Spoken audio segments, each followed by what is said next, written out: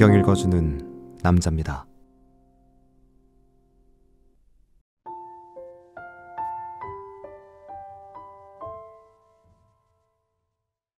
이후에 주께서 달리 70인을 세우사 친히 가시려는 각동 각처로 둘씩 앞서 보내시며 이르시되 추수할 것은 많되 일꾼이 적으니 그러므로 추수하는 주인에게 청하여 추수할 일꾼들을 보내어 주소서 하라.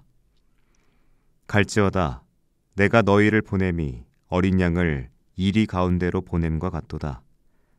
전대나 주머니나 신을 가지지 말며 길에서 아무에게도 무난하지 말며 어느 집에 들어가든지 먼저 말하되 이 집이 평안할지어다 하라. 만일 평안을 받을 사람이 거기 있으면 너희 빈 평안이 그에게 머물 것이요 그렇지 않으면 너희에게로 돌아오리라. 그 집에 유하며 주는 것을 먹고 마시라.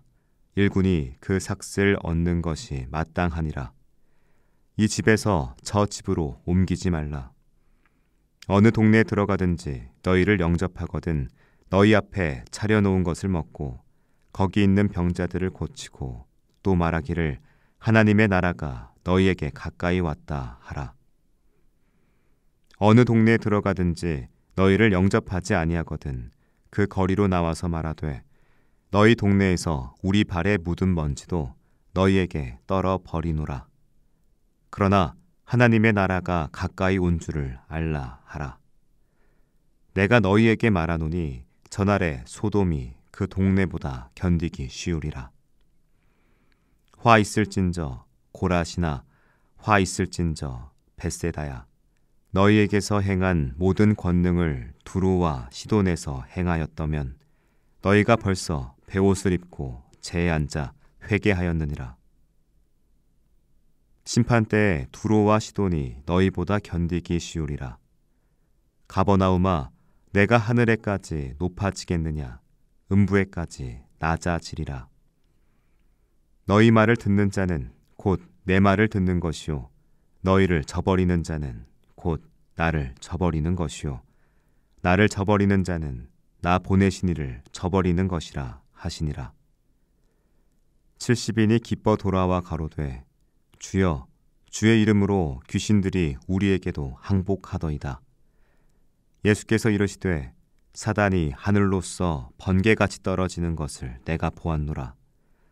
내가 너희에게 뱀과 정갈을 밟으며 원수의 모든 능력을 제어할 권세를 주었으니 너희를 해할 자가 결단코 없으리라. 그러나 귀신들이 너희에게 항복하는 것으로 기뻐하지 말고 너희 이름이 하늘에 기록된 것으로 기뻐하라 하시니라.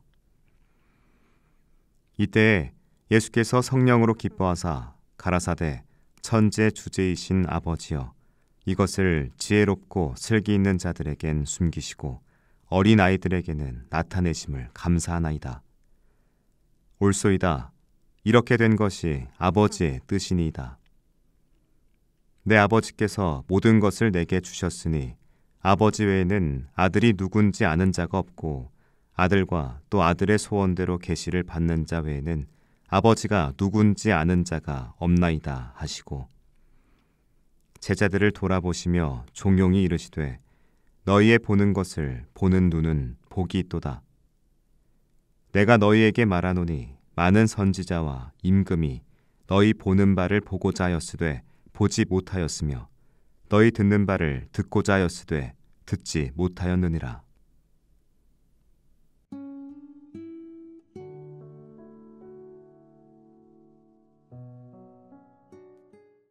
예수님께서는 12 제자뿐만 아니라 70명의 제자들을 세상에 보내셨습니다. 복음은 몇몇 특별한 사람들에게만 맡겨진 것이 아니라 모든 신자가 감당해야 할 사명임을 보여주신 겁니다. 제자들은 각 마을로 나아가 하나님 나라를 선포하고 병든 자를 고치며 평안을 전하라는 사명을 받았습니다.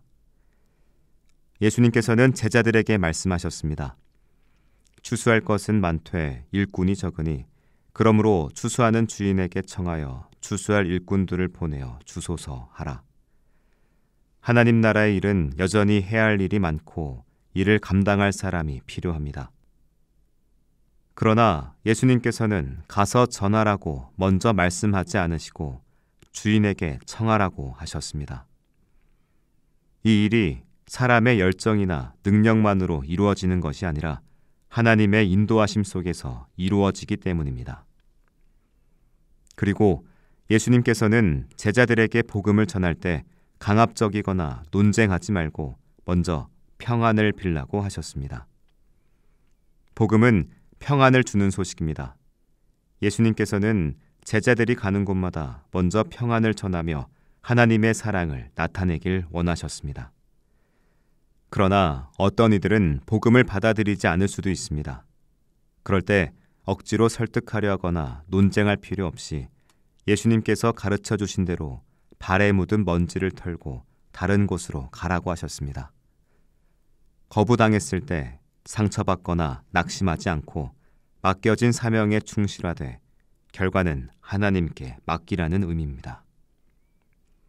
돌아온 제자들은 기뻐하며 예수님께 말했습니다.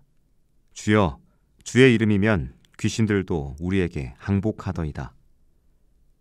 제자들은 자신들이 경험한 능력과 기적에 감격했습니다. 예수님의 이름으로 귀신이 떠나고 놀라운 일들이 일어났기 때문입니다. 하지만 예수님께서는 그 기쁨보다 더 중요한 것이 있다고 말씀하셨습니다. 귀신들이 너희에게 항복하는 것으로 기뻐하지 말고 너희 이름이 하늘에 기록된 것으로 기뻐하라. 하나님의 능력을 경험하는 것은 놀라운 일입니다. 그러나 신앙의 본질은 기적이 아니라 하나님과의 관계에 있습니다. 어떤 기적과 영광보다 더 중요한 것은 우리가 하나님께 기억된다는 흔들림 없는 사실입니다. 우리의 존재를 규정하는 것은 우리가 이룬 업적이 아니라 하나님께서 우리를 어떤 존재로 바라보시는가에 달려 있습니다. 예수님께서는 하나님께 감사하며 이렇게 기도하셨습니다. 이것을 지혜롭고 슬기로운 자들에게는 숨기시고 어린 아이들에게 나타내심을 감사하나이다. 하나님 나라의 진리는 세상의 지혜로 깨달을 수 있는 것이 아닙니다. 스스로 지혜롭다고 여기는 사람들은 오히려 하나님 나라를 보지 못합니다. 그러나 겸손한 마음으로 하나님 앞에 나아가는 사람들, 어린아이처럼 하나님을 신뢰하는 사람들에게 하나님의 나라의 비밀이 드러납니다. 우리도 예수님께서 보내신 70명의 제자와 같습니다. 하나님 나라를 전하는 사명은 목회자나 선교사에게만 주어진 것이 아닙니다. 각자의 자리에서 하나님을 증거하며 살아가는 모든 신자가 그 부르심을 받았습니다. 모두가 삶으로 하나님 나라의 복음을 전하며 필요할 때는 말로도 전합니다. 이 여정에서 우리는 종종 눈에 보이는 결과에 일이 일비할 때가 있습니다. 많은 사람을 변화시키거나 성공적인 업적을 이루거나 특별한 능력을 경험할 때 더 큰 기쁨을 느낄지도 모릅니다. 반대의 경우 심각한 우울감에 사로잡힐지도 모릅니다. 하지만 예수님께서는 그러한 일보다 더 중요한 것이 있다고 하십니다. 우리가 하나님의 자녀로 기억된다는 사실. 그것이 우리의 가장 큰 기쁨이 되어야 합니다. 우리의 존재는 업적이 아니라 하나님과의 관계 속에서 의미를 가집니다. 기도드리겠습니다. 주님, 하나님 나라를 전하는 자로 살게 하소서. 능력이 아니라 하나님과의 관계 속에서 참된 기쁨을 누리게 하소서. 아멘.